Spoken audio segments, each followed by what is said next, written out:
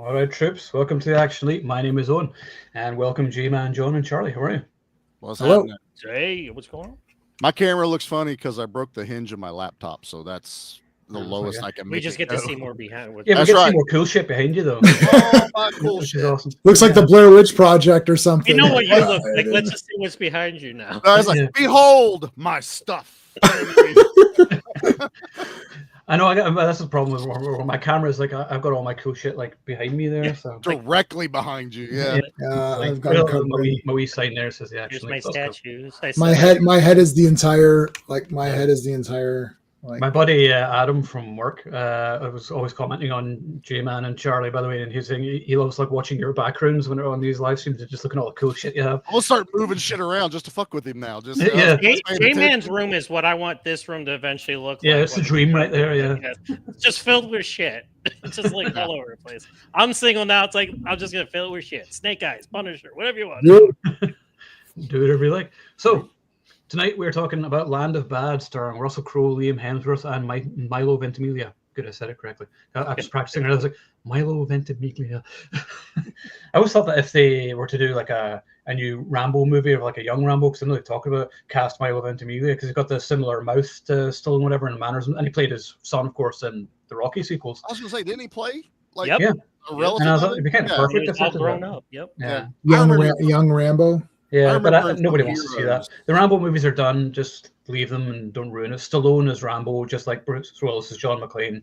You know, I Yeah. don't want to see anybody Yeah. else play these characters. The four Rambo movies were. I was like, this is the most perfect way to end it. I saw Rambo a couple times in the theater. I was like, this is and then 5 came out. I was like, no, why? If 5 would have been the 4th one and 4 would have been the 5th one, then it'd be Yeah, a I bit. can see that. It'd Good be bookmark for just because he came home. You know, like the guy And you comes thought it was home. gonna Came be full happy. circle. Yeah, You thought he Yeah, was full gonna be circle came home. happy. Yeah, he was came happy. home. Yeah, that was beautiful. That was great. Like that movie's perfect. Really, that 4th Rambo movie's incredible. Oh, It's crazy that all 4 movies are so good. Anyway, Yeah. whatever. I still like the 3rd movie. Of course. I love the the 5th movie I like it for what it is. It's not really a Rambo movie though. It's just sort of an Yeah. action revenge movie. It's more Taken. It never feels like Rambo. There's no headband or anything. But Yeah, but I know it's violent as fuck though, so that's good. it turns to a Friday the 13th movie at the end, basically. Yeah. Hiding in caves, slicing people in pieces, machetes. Yeah, It's did I horrible. tell you whenever I saw in this one somebody had a seizure and had to get taken out? no. Which one? I Rambo went over 5? them and I was like, "You fucking pussy." Oh man. I think it was whenever the dude's heart got ripped out. Then We had people walk out during us watching part 4. Me and my buddies all went. They had like bandanas on and everything. The second they start throwing kids in the fire, like Yeah. 8 people got up and left the theater. It's I'm like, all accurate though. yeah, but that's the thing. It It happens. is. That's It the is. thing. Yes, that's true. That's what they're doing. I've lost count the amount of kids I've thrown in fires. Oh, wait, all sorry. the time. No, but Every Halloween. Stallone says in one of the commentaries, whichever, and he goes, I had way more real footage in the beginning. They showed a lot of actual footage. He's like, I had way more, and the producers were like, you're going to turn people off. They're going to be like, yo, I'm not watching this, and leave in the opening credits. Even I went a second or third time. I went at least 3 times. I can't remember. I think on the 3rd time I took this guy who loved the Rambo movies. He hasn't been to the theater for a long time. And he's like, whoa, this was like, it was almost not fun. Like for him, it got so like hardcore that it was like not even fun to watch at some points. He's like, this isn't even a fun action movie. I was like, that's true. It's very real and gritty, which is really like the first one was in the time of it coming out and you watching it in that time. Now we're watching it be like, yeah, it was cool. And, you know, But then he decimates everybody with a 50 caliber machine gun at the end. So it's like, I know. Well, shit, that weapon is deadly. That's probably one of the And that's best what it action does. scenes of all time.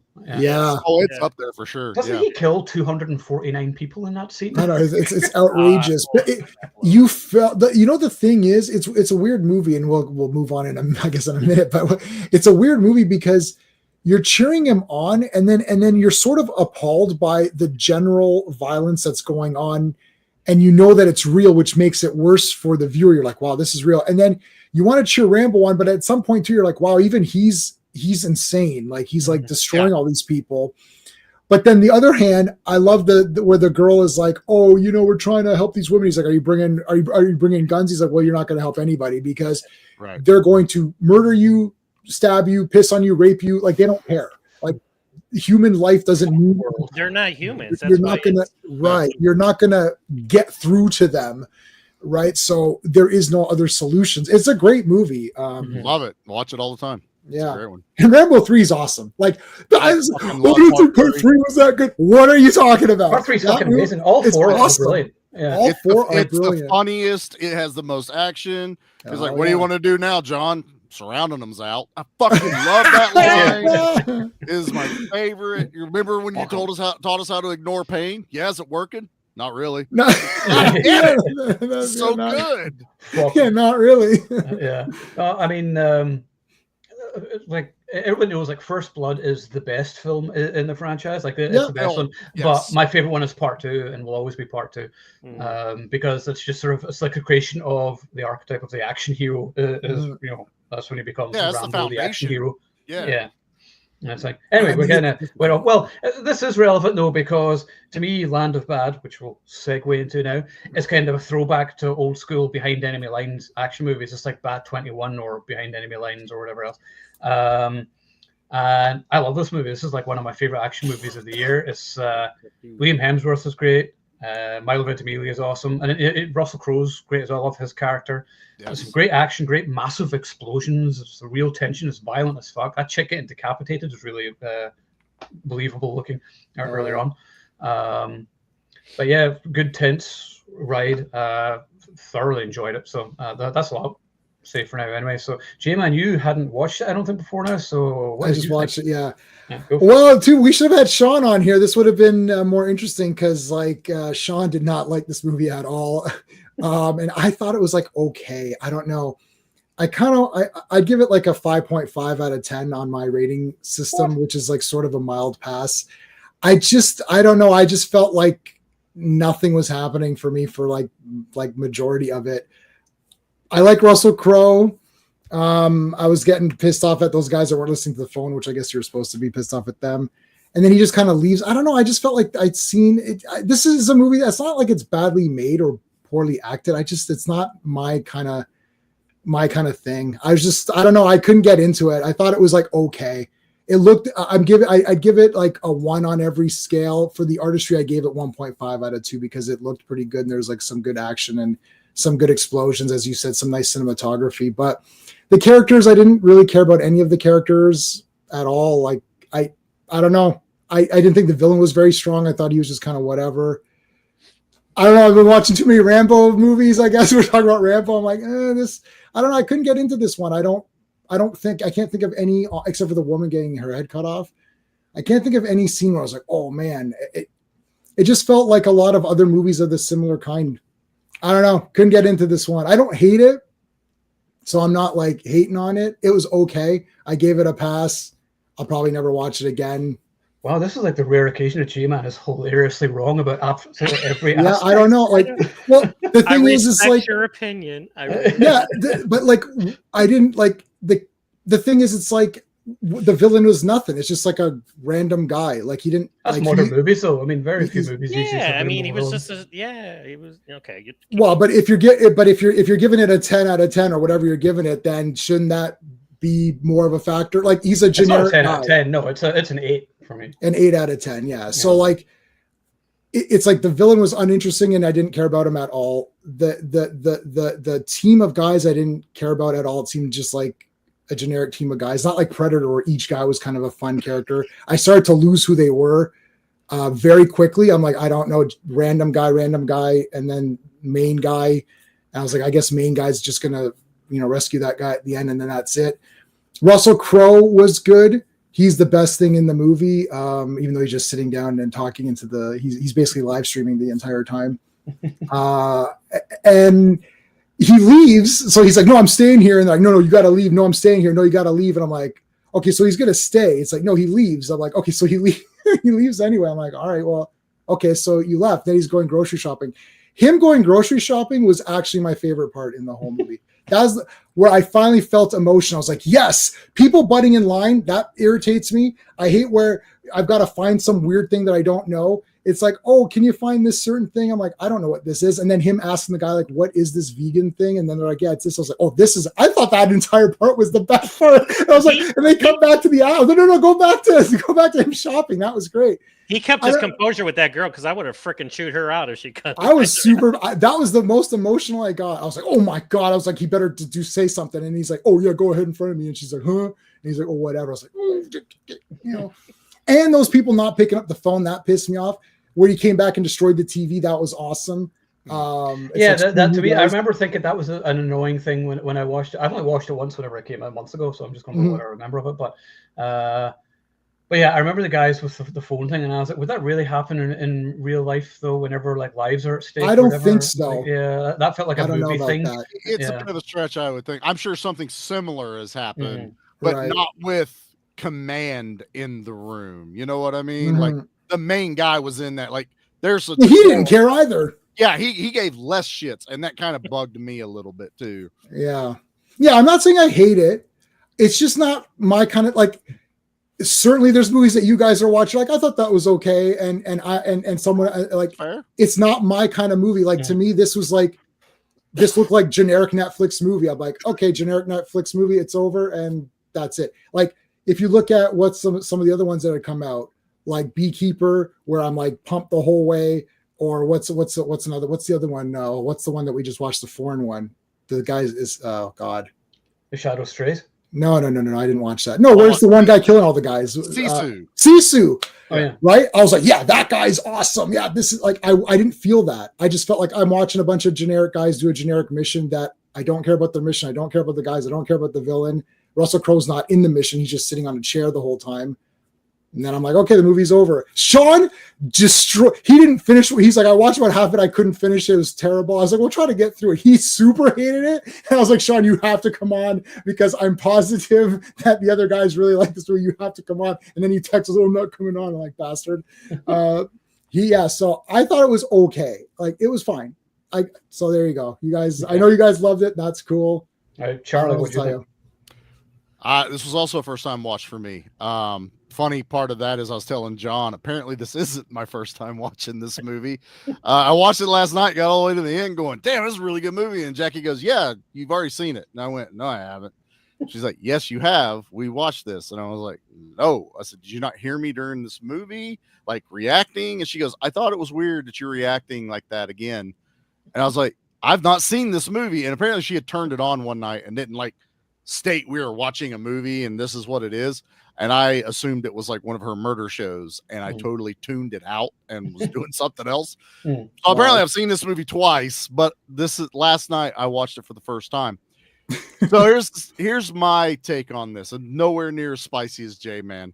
But it's fair, J-Man. It's fair.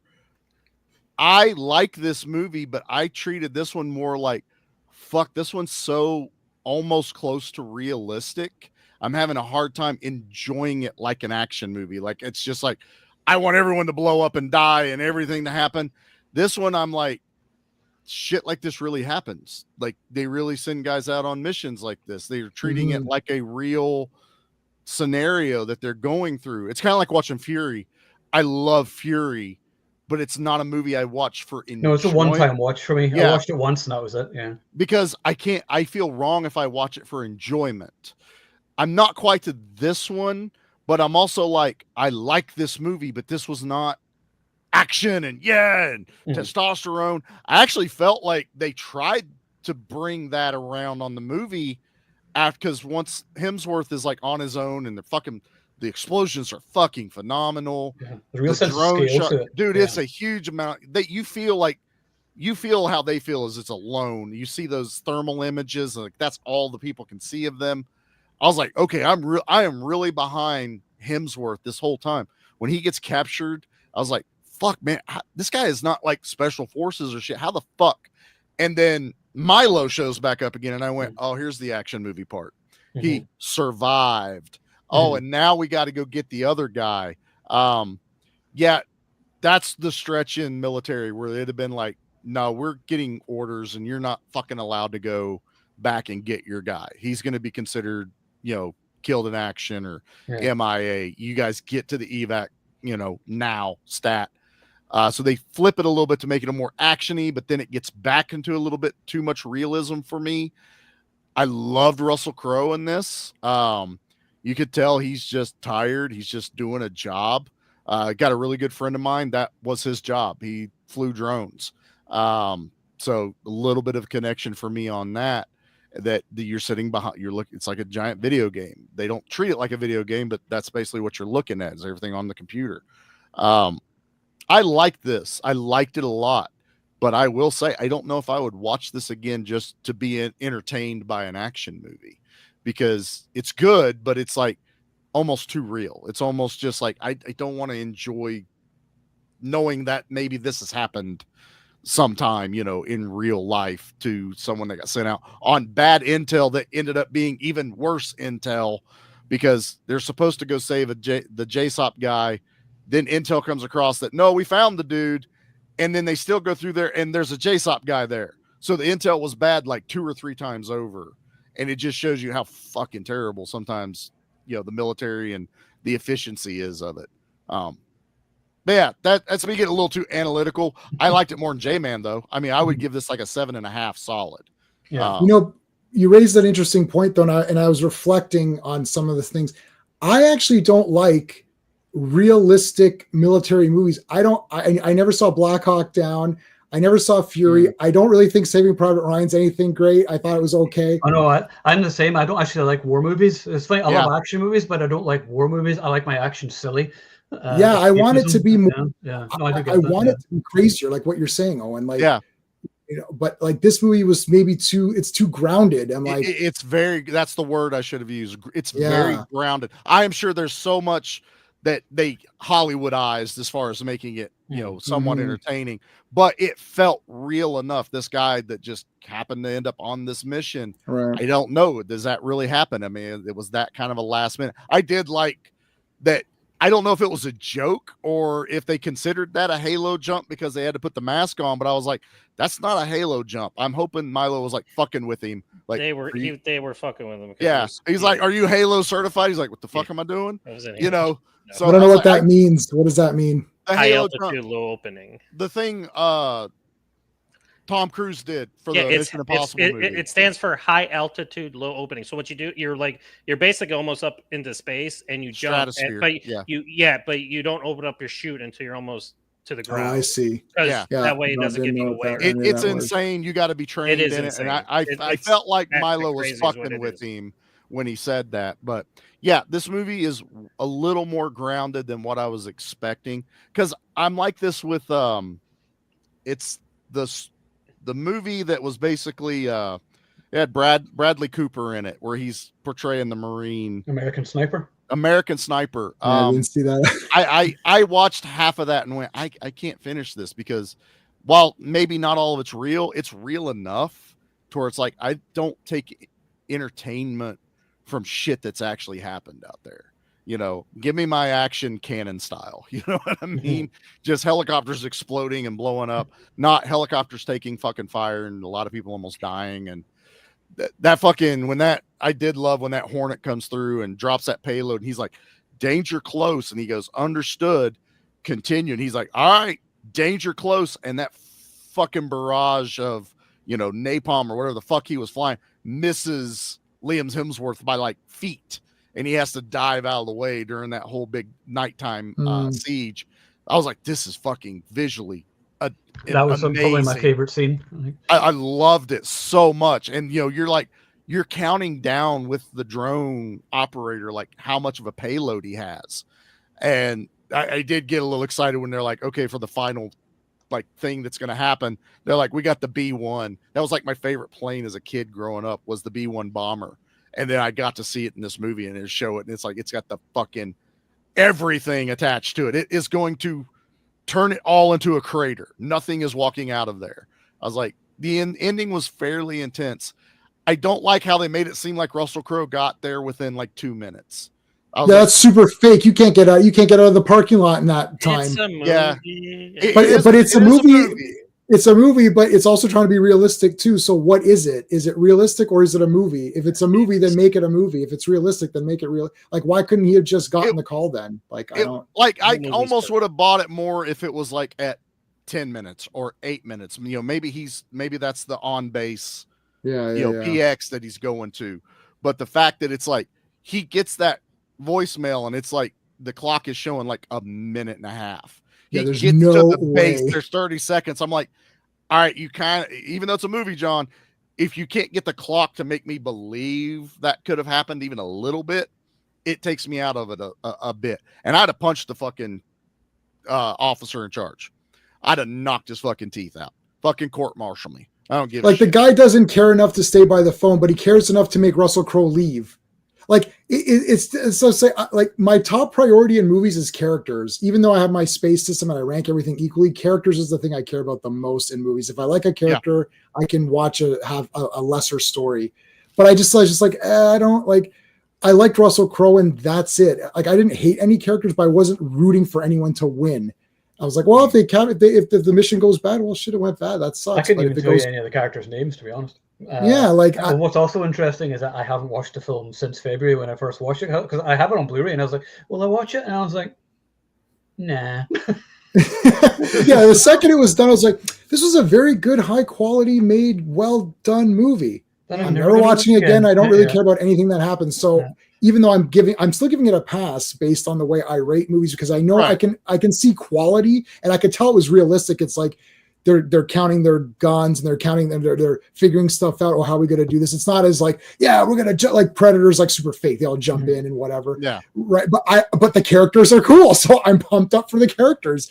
Like, I liked the bearded guy. And then he got injured. I was like, oh, I like that bearded guy. And I only like the bearded guy because he reminded me of a G.I. Joe figure. And I'm like, I like this G.I. He looked like heavy metal. He looked like heavy metal, yeah. Yeah, I knew that's I was like, he looks like a G.I. Joe guy. I got G.I. Joe #1 today. So I was pumped up. Did I. I have to read that. I'm sorry. Yeah, I have to read it too. Anyways, I was like, this guy's really cool. They got injured. I was like, oh no, this guy's the best character. And then that Hemsworth? Which Hemsworth is it? Liam Hemsworth. Liam Hemsworth. Luke is the other. Timu Hemsworth. I thought it was Luke. God, how many are there? Jeez. Is there only 3? There's 3? Yeah. Because it's funny just seeing there's the gunner with Luke Hemsworth. Yeah, you really don't. I was told everyone's like, oh yeah, it's going to be really good, and I was like, it's really not. It had its moments, but there's CG explosions, CG gunfire, crap music playing during all the action scenes. Like, I hate whenever songs are in action scenes. We've had this discussion before, and it works sometimes. And things, something like Deadpool or whatever, it works. You know? Sure, because it's designed. That's the whole point. Designed for the music, but whenever you just overbet it. This guy's trying to rescue his children who have been kidnapped by a drug cartel. That's not fun. Like, you're not going to be like, oh, let's listen to some music and fucking disco while I go rescue my children who are about to get murdered. So I'm like, no, that doesn't work. Yeah, that doesn't work, is it? Yeah, so it was okay, but I mean, there was definitely moments in this movie where I was like, oh fuck, that was holy shit. Yeah. When they throw that fucking frag grenade up there where Liam Hemsworth is on that little fucking hut and he pushes that motherfucker right before it goes off and he falls, I'm like, that fucking sucked. That had to hurt like a mother. You ain't breathing. And they portray that. Mm-hmm. So again, everything that's happening to him feels realistic, which is like, I don't want to enjoy people getting hurt. Bad guys, fuck yeah, kill them, shoot them. That sniper is taking out people's fucking heads. And I loved all that. But it was just a little too grounded for what I guess I was expecting.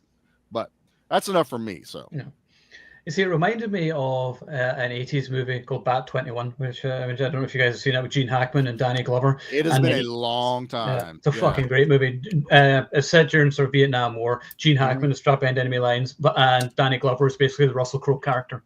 And it's a very similar movie. And it's anything with Gene Hackman in it is great anyway. I mean, he could elevate any movie. It's just, wasn't he in Behind Enemy Lines with Owen Wilson?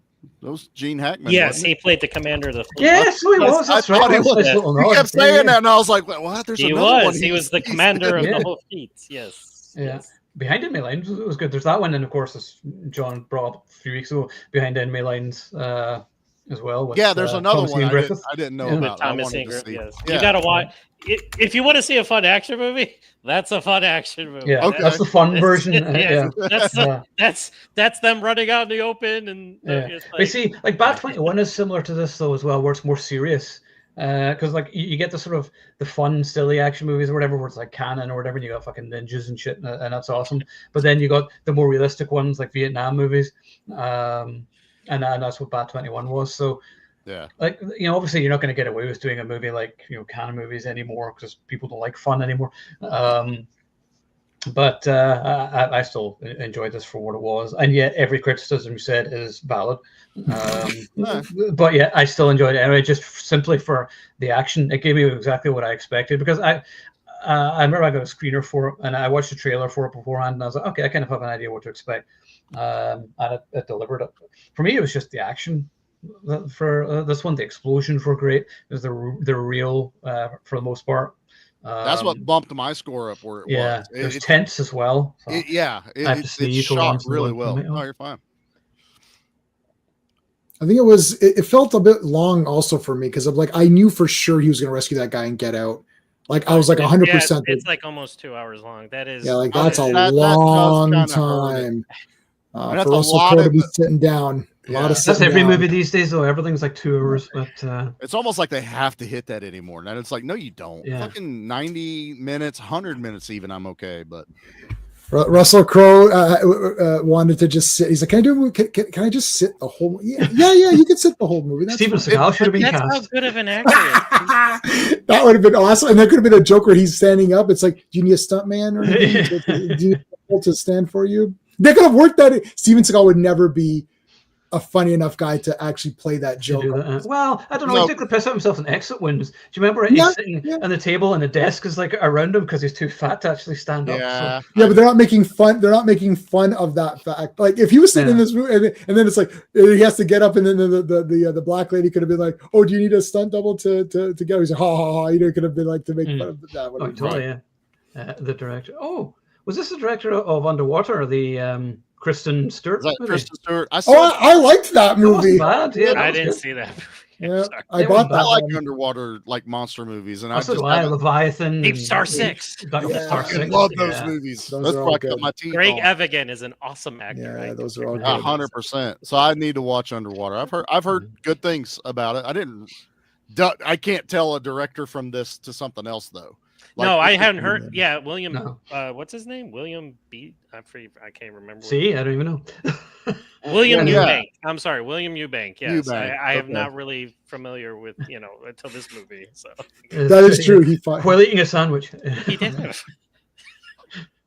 Anyway, John, what do you think of this movie? I'm the one on this panel that probably liked it the most ever. And that's fair. You've watched it like 5 times or something. I've seen it like 10 times, and I'll tell you right now, it's this one and The Beekeeper it's a toss-up between what my favorite action movie of 2024 is going to be. It's either The Beekeeper. I'll help you out. It's Beekeeper. Okay, thank you, J-Man. You're welcome. I'm here to help. I'm here to help. I was like, well, it's clearly Beekeeper. You can make that decision for me. Then this is J-Man's decision. Well, you all need to watch The Shadow Strays, because that's actually the best. I know, and I was just Charlie. I was off the last 2 days, and I was sick, and all I did was sleep. So it's like, but it's hard to watch a movie when you're sick too. Like if I can put something weird on, I don't give a shit. But when I'm sick, I don't want to watch. And plus, I started watching Yellowstone over again, which was a mistake because I love that show, and it came back, and I was like, I gotta catch up. So I've been watching Yellowstone. Anyway, okay, going back to Land of Bad. All right. So again, this goes back, Charlie. I was talking to Charlie. I am a product of movies. My dad he brought home, he worked for Allen Bradley, which was an electrical company, and he brought home the first VCR. And I was like, what is this? How am I watching Star Wars on my TV screen? How am I watching, and then he would take Alien and cut out the bad parts and show it to me, So I was watching Alien when I was like 6-7 years old. He was like, I just kind of, because like the scary parts didn't scare me. It was like, he cut out the greatest part, with the chest bursting scene and everything. Your dad did the Blockbuster edit or whatever? Yeah. So, and then my cousin owned 3 video stores at the most at one time. My mom managed it.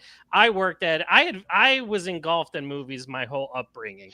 And martial arts movies and war movies are two of my favorite genres. I like all movies. I like silly action movies. I like all kinds of action movies, but it's martial arts movies and war movies. I've seen Hamburger Hill like 8,000 times, and that's a hard movie to watch. But that movie pissed me off. There was not a single fucking hamburger in that entire runtime. Fuck that movie.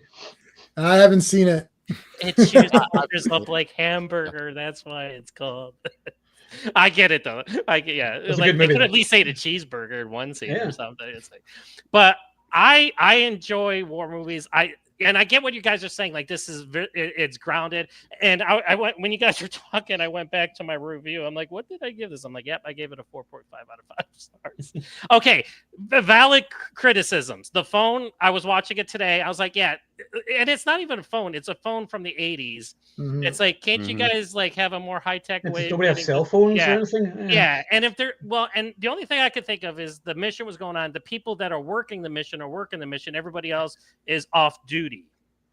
So that's the only thing I could think of in that respect. And yes, that kind of ticks me off too. But the rest of the movie totally overshadows any nitpicking that I had for it.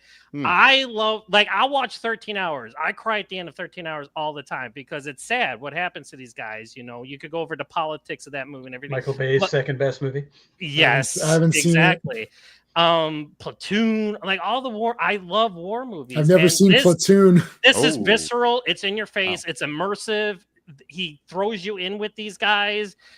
And Milo Ventimiglia, he is an action hero after this movie. He has to make more of these types because he freaking sells this role as Sugar, the commander of the whole unit. And everybody's great. Like, you get some time with them before the action starts. You got Luke Hemsworth as Abel, Ricky Weedle as Bishop, and of course Luke Hemsworth as Kenny. And they're all, they're bantering and they're making fun of him because he's an Air Force techie guy and he's there for a reason, to pilot the drones, but he's not a tier 1 operator like these guys are. Right. But then throughout the movie, he goes through all these circumstances and he becomes a tier 1 operator because he does have training, but and the action is it's so solid, and the slow motion he uses, and normally we make fun of slow motion, but the slow motion in this movie is banging. It's like the way he does it, like when he shoots the sniper rifle and he cocks it and the bullet flies out and you see the dirt flying up and everything.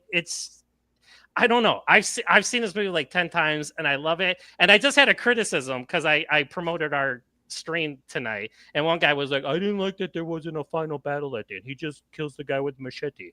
I'm like, yeah, so like all the shit that led up to that part. I bet I know who it was, but do you know who it was? Okay. I bet it was with the fight scenes in it. That fucking guy. And I know it is. So I'm like, you didn't like the hour and 30 minutes of other shit that was going on? Right. That was the thing. This movie's not set up like those. No, it's not that kind of movie. Yeah, exactly. It's not like here's an action piece at the beginning, story, here's an action piece in the middle, story, here's an action piece at the end. It's like it's all through, and then the ending is a mission. Yeah. The ending is more tense. He has to get these guys out, and he just happens to run into the JSOC guy. He's like, "Are you the JSOC guy?" And he's like, "Yep." Like, well, come with me. And that's how fucked up things get on missions and stuff like that. Yes, it's real, but I think it's okay to still enjoy these movies and enjoy the action because even though it's more grounded and more real, it still kicks ass, and it shows our military in it shows what these guys do for us as American citizens or anybody's of armed forces throughout the world. Yeah. And I think it's okay to cheer these guys on, the bravado and how these guys basically, it takes a different mindset to go in and be like, yeah, there's only 4 of us. We're going to go on this mission. There might be 50,000 guys that we're going up against, but you know what? We're badass. We're either going to kill them or we're going to get killed. And that's the mindset that they have. And they're not going to quit until, like Luke Hemsworth. I love his death scene. No spoiler. Like, he's getting shot, and I've talked to many, many military guys because I trained them during my karate days, and they've known guys that this has happened to. Like, they would be shot, but he goes to his sidearm, and he's still shooting, and he's still capping guys, because that's what they do. There's no quit to these guys until they're dead. that's when obviously that's when they have to quit because they can't go on any further. And I just love these movies that puts American men and women, because obviously it's the men are in the field, but there's still military women in this as well. He's got his sidekick Russell Crowe, has the lady that he's going to be in her wedding and stuff like that. And I thought they had some good chemistry together. Russell Crowe, he sits in a chair and he still owns the movie. I mean, that's how good of an actor presence. Yeah. Yes, and I thought this was going to be one of those, no offense, Bruce Willis type roles or Mel Gibson type roles, like those direct-to-video movies where it's like Russell Crowe, and he's in it for like 10 minutes. It's like, they like flash from every like 15, 20 minutes. No, he's in the movie. He's there. Yes, he's in it. He's just talking and piloting a drone, but I eat a bag of dicks. I love it. I mean, it's just his character is just awesome. And yes, at the end, J-Man, you bring up the valid point with the time. It's like, yeah, but it still doesn't take me out of it. I don't know why. I never even thought, but I can't understand it. It's still like I'm immersed in the movie with it going on and stuff like that. And like the scene where him and Liam go back in to go get them, and the knife fight scene in where the guys are watching the soccer match. Oh, the knife fight, fucking tits. I love that. Is the best scene ever. And then when Sugar gets shot, I got pissed. I was like, oh man, because I really liked him. I thought he was badass. He was a great guy. And and then he's like, I'm all good, man. They get shot in the head. I'm just like, fuck, it sucks. And then at the end, this sums up the movie perfectly. They were giving Liam Hemsworth so much shit through this whole movie. But then at the end, it's just him and Bishop that survive. And they're in the helicopter, and Bishop just nods his head to him. And that's the form of most ultimate respect he could give Liam Hemsworth.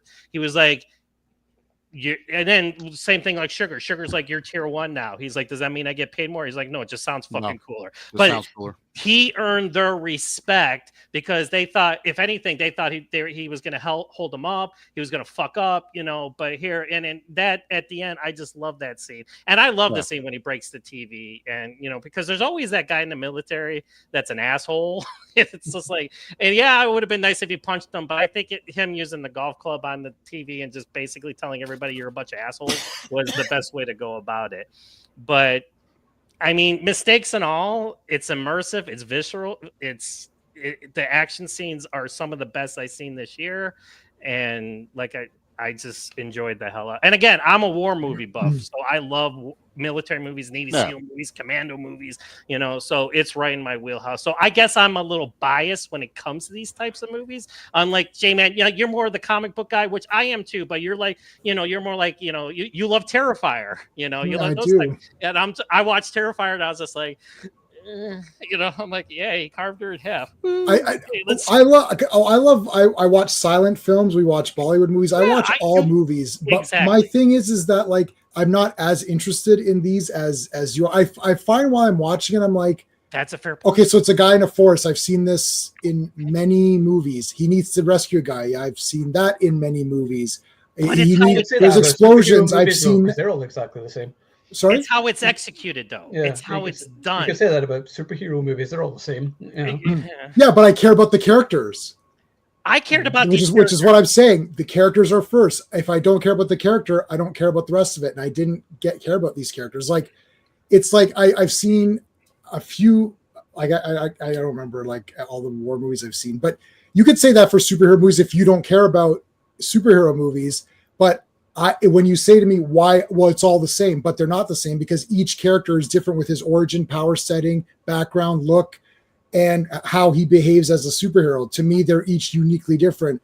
I don't see any difference between this movie and other movies that it's like Rambo's a better character. So obviously Rambo is better. Like Rambo 2 is better than this movie. Rambo's a different kind of action movie. Yeah. Right. Different kind of, I get that there's this is a more grounded one. Grounded just means less exciting to me. Right. It's like, that's how it translates to me. Like I'm saying this is how it translates to me. Okay, that's fine. Debate. Yes. It's like Owen's eating this shit up. Yeah, more viewers.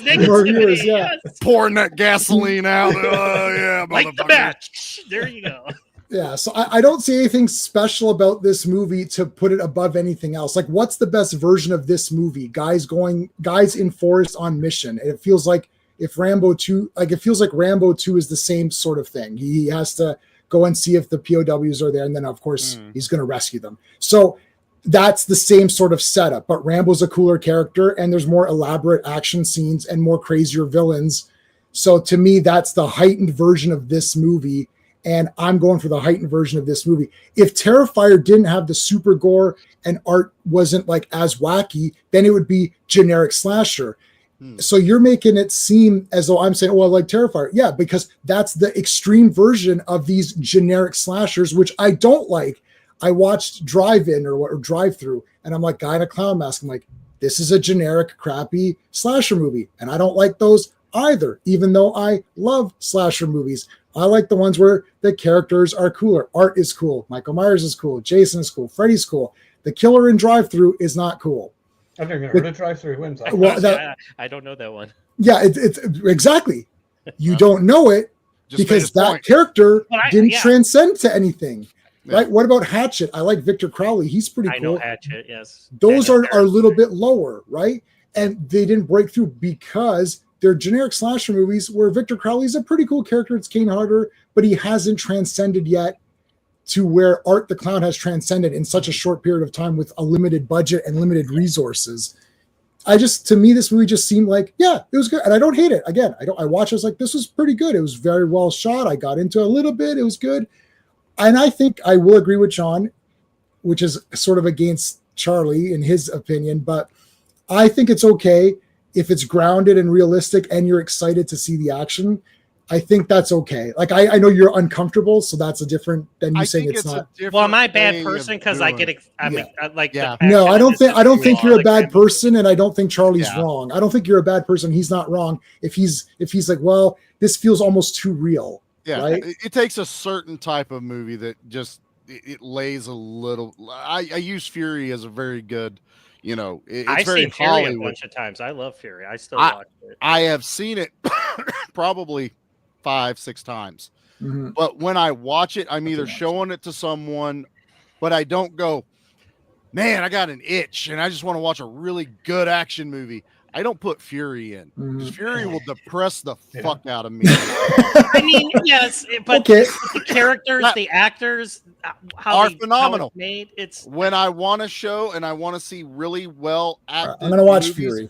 But like the Deer Hunter, like that movie sucks because it's so depressing. Christopher, which one? The Deer Hunter. His death scene alone will make you want to go out and drink for days. But it's like, but people still watch that movie because it's such a good movie. And like Land of Bad isn't the Deer Hunter, I get it, but it's still, it's well done. I didn't like you said you didn't care about the characters, and I'm sorry that you didn't. But I thought I spent enough time with them. Their banter in the helicopter, and them picking on him and stuff like that. And you got a little bit of their personalities and stuff like that. And them in the jungles, when they're walking. Yeah, they felt like real soldiers. Yeah, and they're talk. Granted, it's like. Would they be talking as loud? Probably not because they're in the jungles. But it's like the biggest path in the jungle that's wide open. That I don't understand when they do that. That's a movie thing. Because I know it's a movie. They can't do it like how it really would be because nobody could see what the fuck's going on. No, you wouldn't see. They would be in that tall grass where their heads would pop up and be like this, and then they would go back down. But you're expecting me to believe you're the badass of badasses, and I'm like, you're in the fucking deer path, and everyone can fucking see you right now. Well, they can dodge bullets. But and if you think about it, like Luke Hemsworth is dying. He's getting shot, and it's technically his real life brother that's there. I mean, that kind of like I was like, wow, this is kind of intense because even though they're not brothers in the movie, it was intense because they're I don't know, it's hard to explain, but I was just like, and like I said, I watched it last night and I watched it today again because I think we're gonna. But you've said exactly what it is. Your thing is these type of movies. You love these type of war movies. J-Man has said what he said. I don't really watch these kind of movies. And I'm not dissing anybody. I'm just trying to I'm not saying you're diss. I'm saying this is where the little bit of why J-Man doesn't connect to a certain character or archetype of a character. You're used to that character. You've seen it in other movies, and you can actually take a little bit more than what even the film may have given us and apply it to them where it's like, oh, I've seen it. I get this. That's what's happening. I understand this dynamic. Right. J-Man is sitting here going, I don't have that extra little seasoning that John has from all that history with other movies to where he can build it up a little bit more in his head. Because I kind of do agree with J-Man. It's super fast to learn who these guys are, to try to get it. Bishop is like a fucking dick immediately in this movie, then you get that turn at the end. I mean, he is. Luke, but that's what makes the ending even more provoking, because, like I said, just the nod to him. Part of me just was hoping it was all Liam Hemsworth, this movie. Like when that RPG hits where Milo and Bishop were, I was like, well, this movie just made a huge turn, and now I got to watch Liam Hemsworth escape. What's the word? Denigrates his journey as a character. I think so, a little bit. Not really, because like Milo does come back and he saves them, and then they go on, but it's still, he gets killed, and then it's still Liam who gets everybody out and kills the bad guy at the end. Basically, they've done it twice now. Okay. And like the one guy that was talking about, you said, John, on your thing, where he was like, well, I expected a bigger battle at the end. Hell, I'm actually surprised we got that type of an ending with him stabbing him. Like, that felt very action movie, just throw it in because we need this epic thing. Hell, if it had been me and I was keeping it grounded, that motherfucker would have been crushed under rubble, and Liam Hemsworth would have walked past and seen like his head crushed and been like, told you, bitch, and kept going, but they wanted that to give it a bit more punch. That's where they're trying to make this grounded movie a little bit more actiony, a little bit more trying to drag someone like me in and being like, yeah, but look what he just did here. And I'm like, but you've already done all this to me, and I expected something else. I wanted Hemsworth's journey on his own. I didn't need him to. I can see your point on that aspect. Yes, that would have been like a more of a. But then, like, if it was just him coming out at the end, I thought it would have kind of tainted it a little bit. Like, so with having having Milo Ventimiglia survive and see what he was doing, and him give him that compliment, and then Bishop, I thought that made Liam Hemsworth's journey and his ultimate destination where he got to even more prolific. I can see that if that's the goal you're wanting to. To me, I took the whole banter between Liam and Bishop, Russell Crowe. Oh, Russell Crowe. When they're talking, it's like, hey, whenever you get a chance, you need to come see me. Hey, we're from Ohio. They had this like goodbye moment. Yeah, it's fairly early on. Even I was like, fuck, the movie's over already. What's going on here? Yeah. But that was the bond. The bond was, I was expecting from the operator to Liam Hemsworth, that he helped him survive and get out just based on training, and that guy being his eyes and helping him avoid the enemy. The second he got kidnapped, I was like, what the fuck is happening? And then when Milo shows up, I went, okay, they're trying to make an action movie right now. But I believe the opposite. Having that guy give him the big nod is the opposite. It's telling the audience that they don't trust us to realize that he's now he's leveled up in his abilities, or it's like, oh, this guy's giving him the okay. Like, just trust us. We get what's happening. It would have been better if they all died, like, because they made fun of him. Now they're all dead, and he's the one who's the winner at the end or whatever. And it would have been like neater that way. I think. It doesn't really matter either way, but like, it's just not trusting the audience. It's still a good movie. I feel like John's defending our 2 or 3 point difference that we're all having right now on this rating. But see, because this is great. I think I have a fever. This is YouTube, man. What's supposed to happen? So what's everyone's thoughts on Full Metal Jacket? Because that is. So I like that one. I have that one at Stanley Kubrick. Do you like Full Metal Jacket? How many times have you seen Full Metal Jacket? I don't know, maybe 2 or 33 times, not that many. Oh, that's a hard movie to watch. That's basically a fuck war movie. That's right. So what did you think of that one? Because that one is saying the soldiers liked it because I knew what it was going for. And Adam Baldwin as Animal Mother, I loved his character. They're brainwashing the soldiers. Yeah, like what if you're applying they're all great guys, to this movie, but this other movie is saying, well, they're all brainwashed to become these weird killers. They're not brainwashed to become. That's not what. That is what that movie's about. They're brainwashed to become killers. Okay. That's what the movie's about. What they do with Vincent D'Onofrio's character. That is kind of the underlying... is because that was a tragic story of a man who shouldn't have been in that situation. That's the underlying like through line for what. because it's an anti-war movie. It's an anti-war movie. That I don't think is a good parallel to saying like, well, that I like all these other movies. Can I make these guys heroes myself by watching Full Metal Jacket? How do I like add a little bit to them? I don't think either movie. I don't think you can. You can't because they're not. It's not designed that way. It's not connected like that. I like Full Metal Jacket. I can watch the first half. I've seen the first half of. Yeah, see, I like the stuff with Arlie Ermy, the drill sergeant bit, because I think he's fucking hilarious. The end of the movie, I think I've seen twice, and they're not allowed to do that anymore. They can't. No, it's totally different. Like that is not the military. No, not anymore. Like, the second half is where they're fighting. They're almost fighting themselves because the sniper is never really seen properly. Mm-hmm.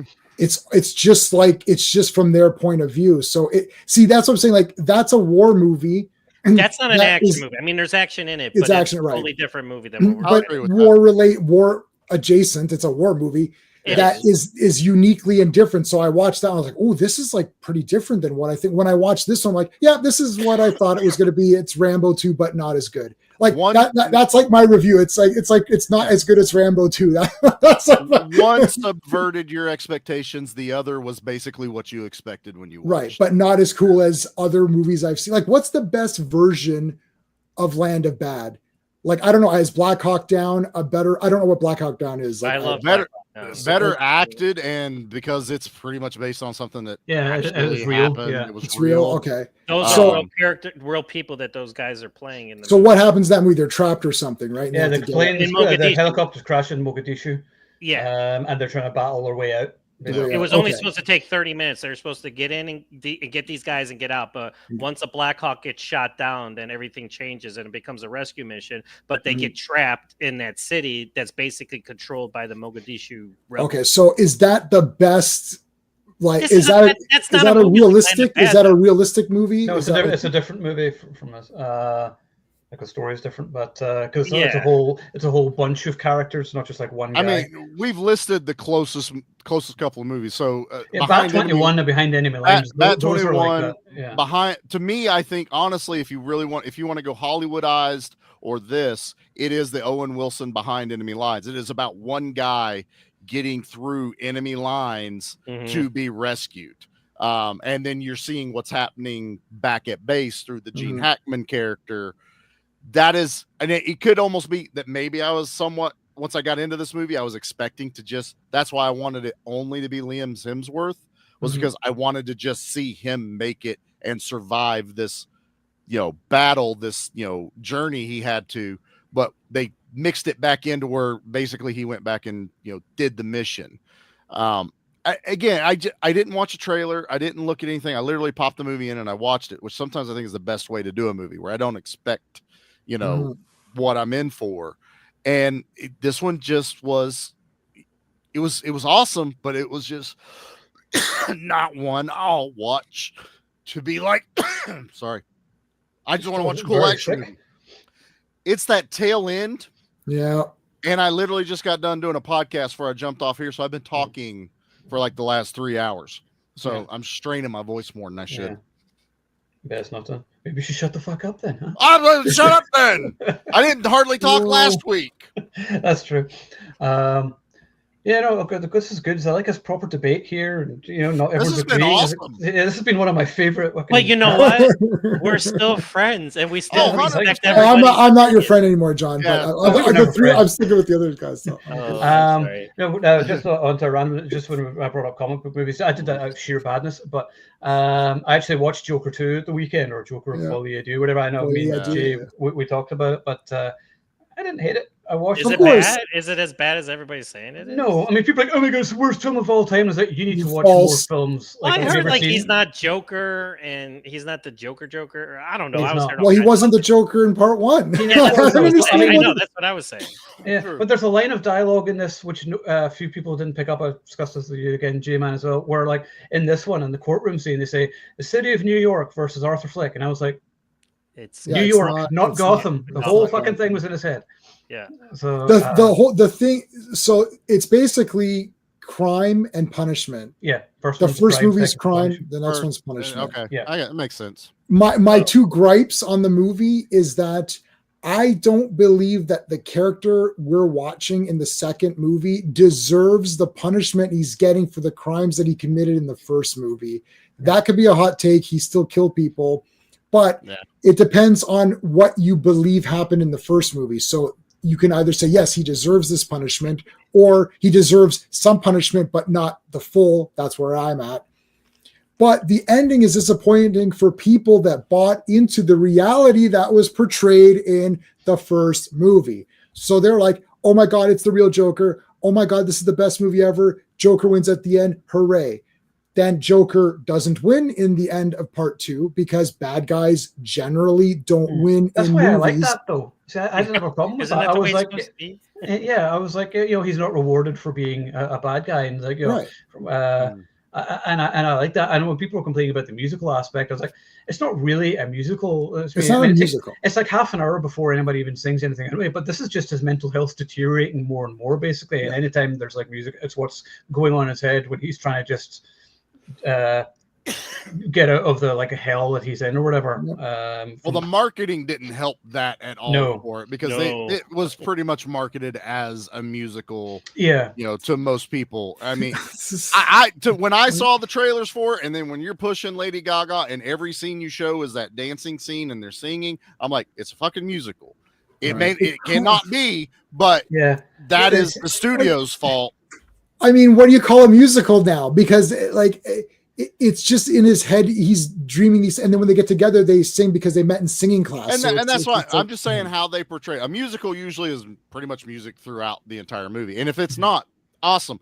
But the way it was portrayed in like trailers and stuff, it's just the marketing, and that's what killed it. I think. They pushed the musical aspect without it being a musical. Yeah, right. I think in years to come, I think it will develop a cult following. I think people will maybe appreciate it more because it's something a little different. And I don't mind when someone does something, different like this. I was like, I don't mind being challenged. It's a little different, whatever, because I'm not emotionally attached to the first movie either. I watched it once and I was like, it was fine. Yeah, it was fair. And that was the thing. And I was like, this isn't part of Batman or whatever. This is just a movie about some guy who thinks he's a Joker, but he's not. And that's the thing. So I think and people thought, But the thing is, people bought into the Joker character of the first movie and turned him into some sort of anti-hero. And they're disappointed at the outcome here. My things that I don't like is that it's too long. Both movies are too long. They're very slow. The story isn't anything that crazy that it needs to be that long. It's way too long. Like, I mean, you could cut half an hour, no problem. Because some of the musical scenes you could have just shortened so much because it just goes on and on. I'm like, this isn't adding anything to the story or characters here. Well, you could have cut a half hour of the first movie. Exactly. There's a ton in that could have come out. So this is what I'm saying. The people who are not liking this, who love the first one and don't like this one, it's like, what is different? This is my whole theory of it's Transformers 2. It's like all of a sudden when part 2 comes out, I don't like this one. It's like, oh, you mean it was too slow and it was boring? Oh, like the first one? Oh, it's not the real Joker. Oh, like the first one? Like, what are you talking about? It's the same movie. It is. And that's the whole thing. This second movie was sort of making fun of those people who sort of saw him like that. And I was like, you didn't, like he said, you wouldn't really get it.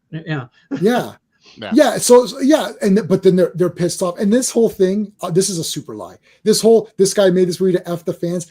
So he spent $200 million, wasted Lady Gaga's time, wasted Joaquin Phoenix's time in order to make this movie, in order to say F you to the fans of the first movie. That's a lie. That's concocted by a bunch of morons who have nothing better to do. That's a stinking lie. I saw it the first day for showing. These are the people that think Batman's going to show up in the damn movie. Yeah, it's not showing up. Yeah. Well, you had Two-Face. Yeah, you do have Two-Face. Harvey Dent is cool. And he is Two-Face for a second. For 1 second, he's Two-Face. I did want Batman to show up at some point in the Penguin, but that bit at the end, I was like, all right, cool. I like that. But that was still a good show, even though I still don't really consider it, Batman. But as a gangster show, it's fucking great. It was great. He was Penguin he had the top hat. At the very end. He had the tails. He had the penguin tails. He had the breast suit. It was the origin story, basically. For one, it's like 1 minute at the end. I was like, oh, give me the whole movie. Give me the whole thing like that. But if we had him at the very, very, the problem is now is that character can't lose. I'm more pumped up for that character than I am for Batman. They've messed this thing up by making this show because they now made him like, a more interesting character. That was the same he's thing more in the interesting. Batman movie. He stole the fucking movie. He's better. So now you watch this show, you're like, well, I just want Penguin to win now because he's the only character I'm interested in. And kudos. Did you guys finish it or no? I haven't. Okay, Go so ahead. I haven't had a chance to watch it. Oh, it's We're going to good. spoil it for you now. No. Do you want to spoil? No, I won't spoil it because he is a bad guy. At the end, they're like, "Oh, this is so cool." It's like, okay, guys, reality check. Penguin's a monster, and when he did that, I'm getting chills. Yeah. I was like, no. I was like, oh no. I was like, no, I can't believe it. And then after that happened, I was like, congratulations, buddy. This is what you're supposed. Penguin's a bad guy. Because by the end of the series, you start to get pumped up for him. You're like, yeah. And then he does something so despicable. You're like, that moment there in with the family. Yeah. I was like, oh my God, he's what? I was like, this is the most evil Penguin I've ever seen. Yeah, he's a piece of shit. Yeah. It made me like it more. Yeah. Because they had the guts to be like, no. He's a piece of shit. He's a piece of shit. Don't get pumped up for him. Like he's a bad guy. Yeah. But now I'm pumped up for him because and that's the problem, yeah. But that's the thing is that people are complaining about like the villain origin stories or whatever, or what they did with like Joker and whatever else. And I was like, well, but they're villains, and that's the thing. People are waiting for us to like root for them, and I was like, they're the bad guys. So yeah. But if they do something good, usually it's accidental, and that's that's kind of the whole point of being a bad guy. You do bad things. Too many people are.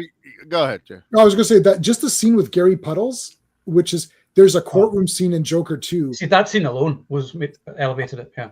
No, oh my God, the theater was fucking silent. They're like, oh my. So the little dwarf character from the first Joker movie comes to testify. Yeah. That dialogue and that dwarf actor.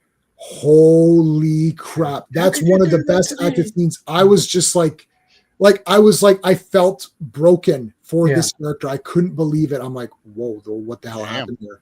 It's damn good. And Steve and I were like, oh, fuck me. This is like, wow. And the problem is the ending's it's a bit weak. You're like, damn, that scene was so good. And then and then after that, it kind of slowly just went down for me. But that, oh my God, like best performance out of definitely of a dwarf actor that I've ever seen, and the best scene in the movie with those two. And I like Lady Gaga anyways, and I liked her in this movie. So she's very good. I liked her. Yeah. Like the acting in the movie was faultless. I thought Brendan Gleeson was great. He's always great. The guard.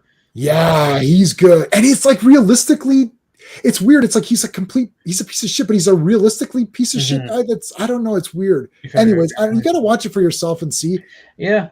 But it's too long. I'll watch it eventually. It's really long. The pacing is bullshit. It took me a few years to even watch Joker. I mean, I bought it and just went, I'll watch it one day. And finally just went, fuck, I've sat on this thing for so long. I might as well see what everyone's talking about. And like Owen, I watched it and I went, pretty good. I've seen it now. There we go. Yeah, I bought it on Blu-ray. It's still in a cellophane wrapper. I haven't watched it. I don't know if or when I will ever watch it again. But I have it anyway. No, I watched it for Joker. Mine was in the wrapper. I unwrapped it for Joker 2 Part 1. So if Joker 3 comes out, because I already pre-ordered Joker 2. So I'll get part 2 and watch it. Yeah. There's never going to be a part 3, so I'm never going to watch part 2. I'm going to stay in the wrapper and go like that. Yeah, the 4K Steelbook looks nice for Joker 2, so I'll pick that up. But I got my 4K of Trick or Treat in today, and I thought, great, just in time for Halloween. I pre-ordered that fucking months ago, and I get it like halfway through November. I'm like, great. Was that on Vinegar, or no? Where'd you get? Arrow. Oh, it's Arrow. Arrow did Trick or Treat, which was the 80s one that came out. Not Trick or Treat. That's the That's the I love this movie, and I was looking forward to watching it before Halloween this year, but October just was like that and came and went, and I didn't have time to watch anything. Yeah. I wanted to watch more horror movies, and I just haven't had the time to do anything. Life is getting in the way. I watched Trick or Treat that night. We got done with their trick or treaters, and I walked in and I went, I haven't even watched this movie this year yet.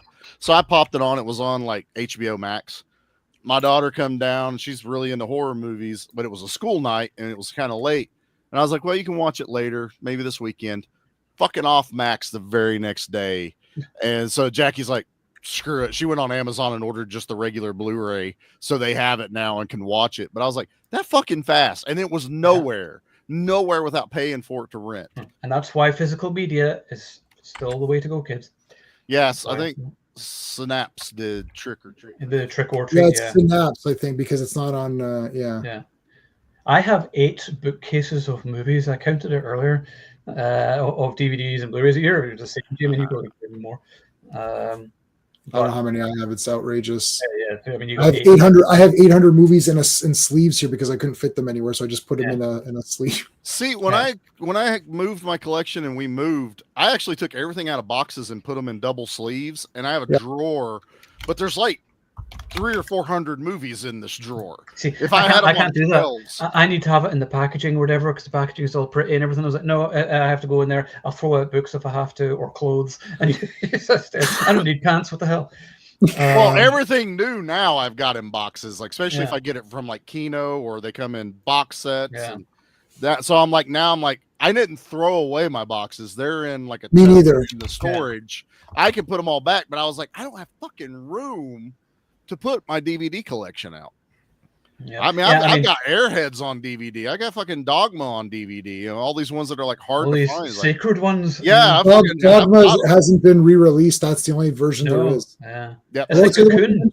Well, Cocoon doesn't have a physical after DVD. I think nobody's redone it yet.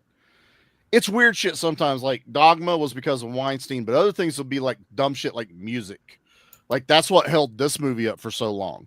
It's getting the copyrights to all the like real music they used in it from actual bands. And so they have to get everyone to sign off on it and then they can release it. It's like the Moonlighting Blu-ray we still don't have.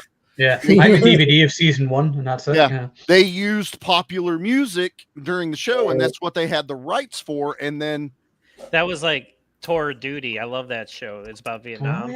Yep. And they released it on DVD and they totally took all the 60s music out of it because they couldn't get the rights to it. And they just put in regular music and it's not the same. I still love the show and I still watch it, but I'm just like, but there was an aesthetic to it by having those. And I always think of the song that they were playing at this moment. I'm like, oh, they're playing this song at this moment. Well, they do. They were probably playing Fortunate Son and all that. Shit, you know, the right. PR was the soundtrack. Exactly.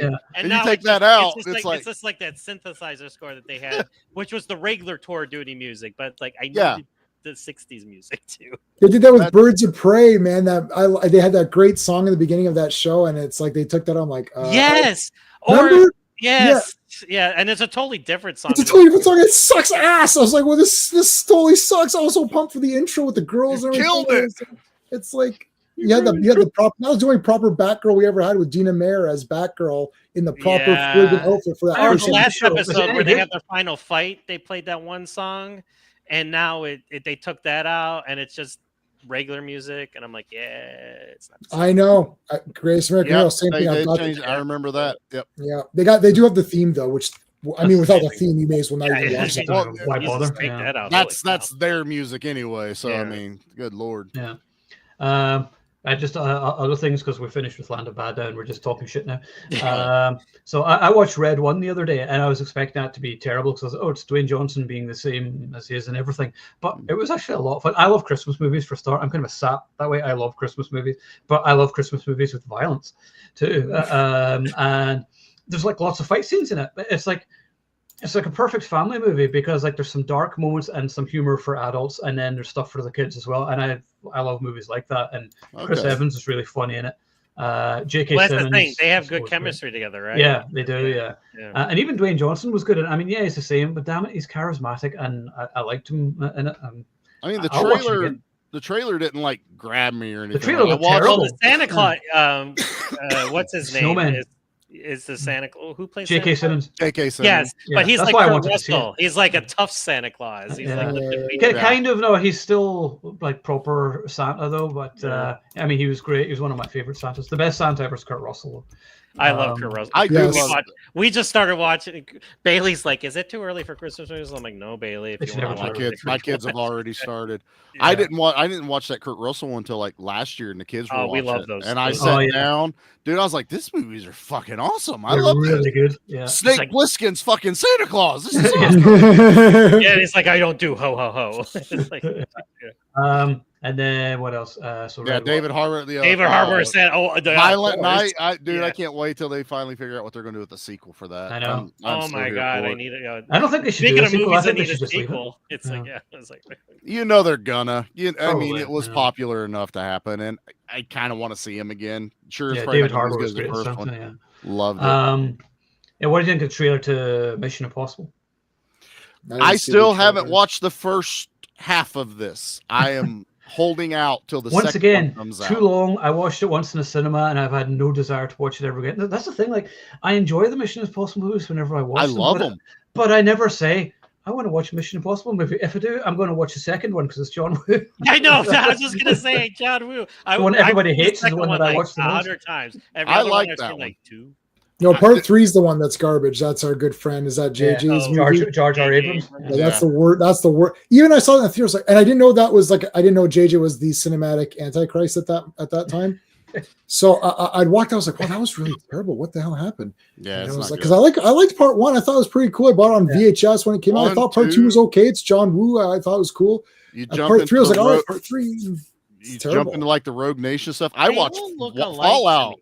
Yeah, they all blend into each other, and I'm like, wait, which movie is this one? What happened in this now? And I like Henry Cavill he turned out to be the bad guy. Yeah, Fallout's my favorite. That's my. That was my favorite, but I'll throw it on. Is that the 4th? No, Fallout's the last one before. That's the problem. No, I've only seen 1, 2, 3, 4. Jeremy Renner was supposed to take over. I'm like, where was he? Rogue Nation. Then you have Ghost Protocol. No, Ghost Protocol, then Rogue Nation, then Ghost Fallout, Protocol, then Rogue Nation, Fallout, then Dead Reckoning, Dead Reckoning. It's Tom Cruise hanging off an airplane. Yay! Yeah. It's like, okay, I get it. But I can watch Fallout anytime, and for some reason that movie just works for me. Like I'm never bored with it. I've only watched it once. Like after 2, I only watched most of them like once. Like 2 is the one I watched the most because I was a huge John Woo fan, and I love part 2. At that time, there weren't really that many action movies coming out, like that kind of action movie. It was kind of the genre. You're right. It was just before 9/11, and then after that, then it just went shit for several years. But I mean, I haven't watched 2 for a few years, so I'd like to maybe go back to it.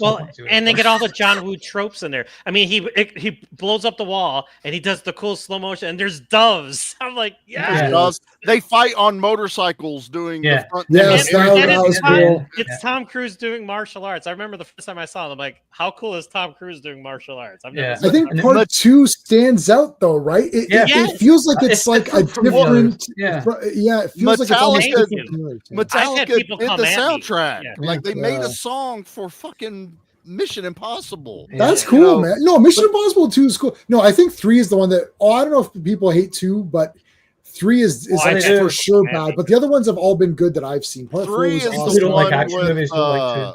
Which one's 3? 3's got that. I never. 3's with Philip Seymour Hoffman. I liked him. Seymour Hoffman. Yeah, he was good, but bringing his wife back into it and all that other shit, I didn't really care about that one. And the rabbit's foot, like, what does it do? Oh, we don't explain it. It's mystery box filmmaking. Oh, that's called you don't know what it does. Yeah, because you have no fucking talent. Yeah, exactly.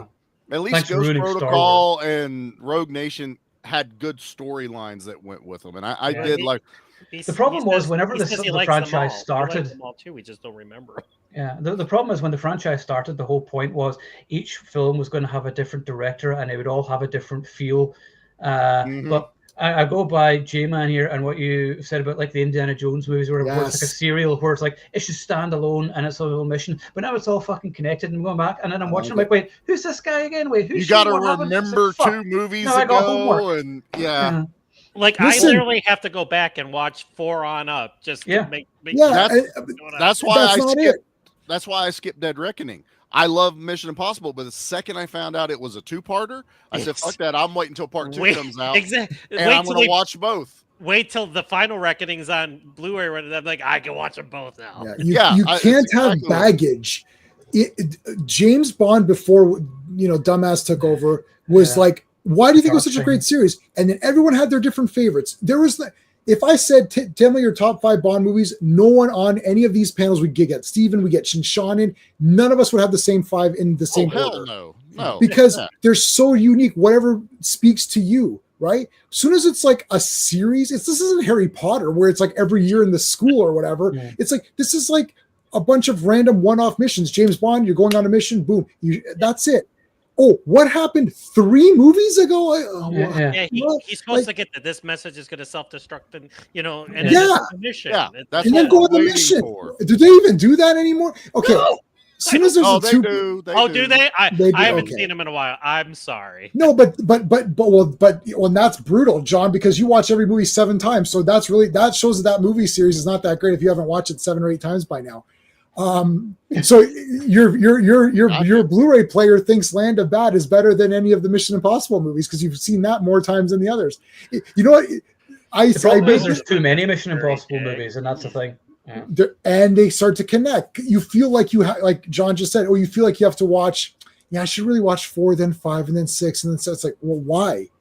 Right? Yeah. Like, why can't I just enjoy this one on its own? And it's like, and then they've talked about things which happened in the past or characters are bringing back and like, oh, look, it's this guy. And like, wait, who are you again? I don't fucking know. I haven't watched it in the movies for a couple of years. It's the trope that's happening now. We're talking this, and it's the exact same thing they did with Fast and Furious movies. Is it started okay with like one movie was this way, then this one kind of followed it a little bit, but not really. But the end of it was you needed to know, wait, who died in this one? And now they're back alive in that one. And now where we're going. And wait, we're not supposed to like that guy anymore. But the bad guy we fucking hated is now a good guy in this one. What the fuck is going on? Unless you just watch them all linear. Yeah. Why can't he have a different team? Like, why can't he handpick different cool character actors or whatever in each movie? And pick a few different, you have your 1 or 2 guys that are your standard guys that like whatever. I think that's how it was originally started. Because even Ving Rhames disappears in the series for a little bit, and then they bring him back.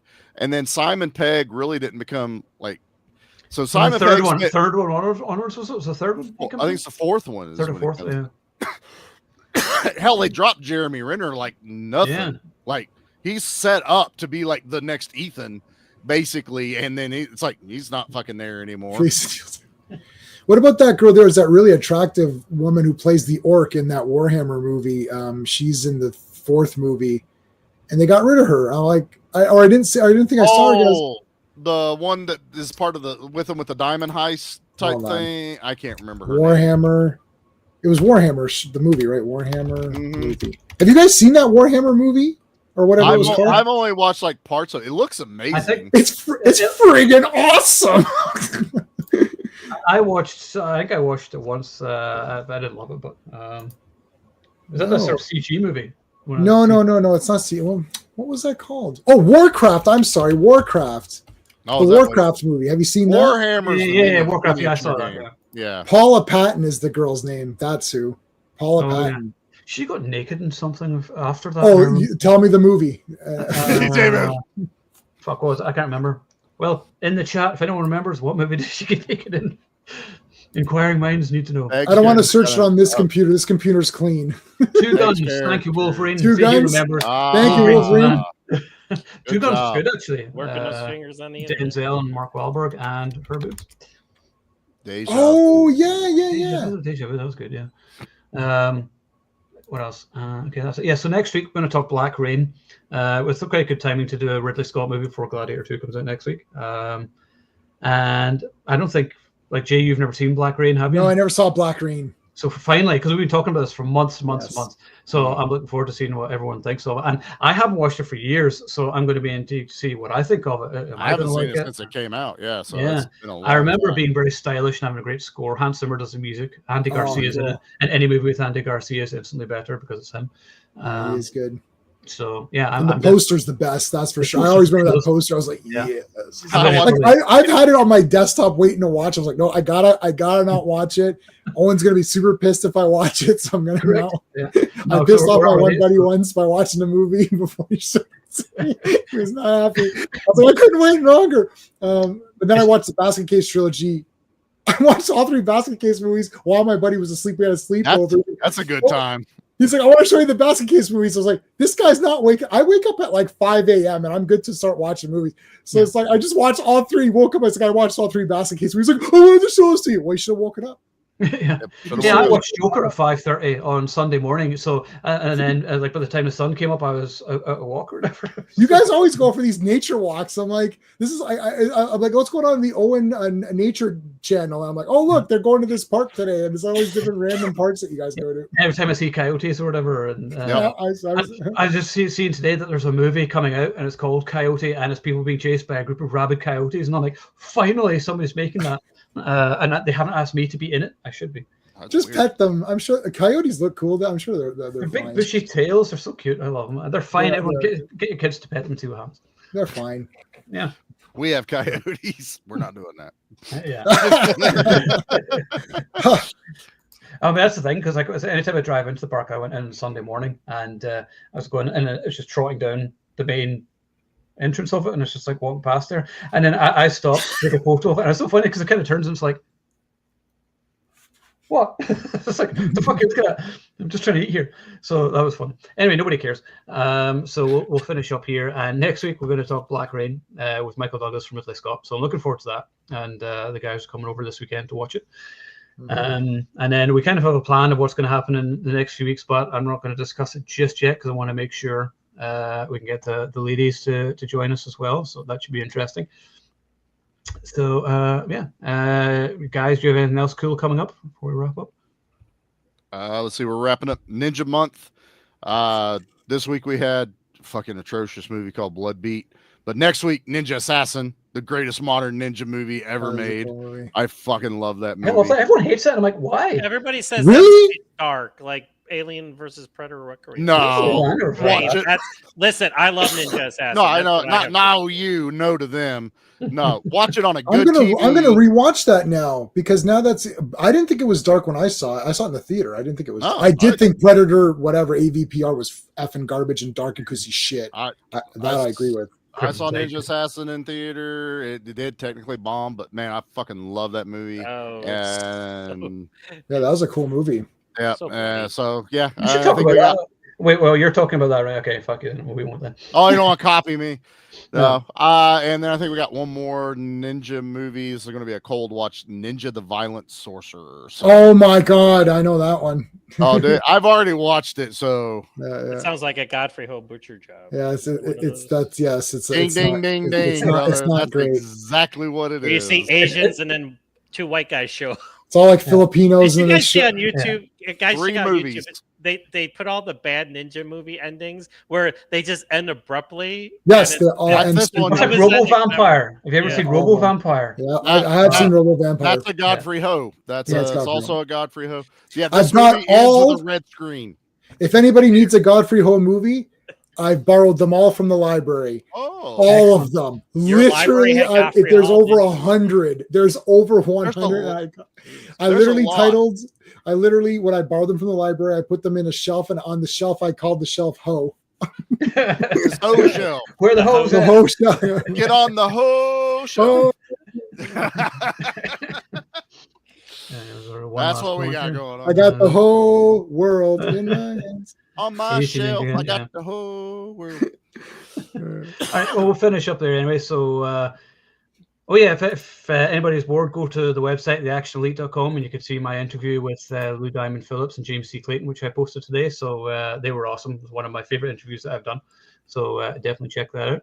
And either way, we'll see you next week for Black Rain. So if you're watching, remember, you are the Action Elite.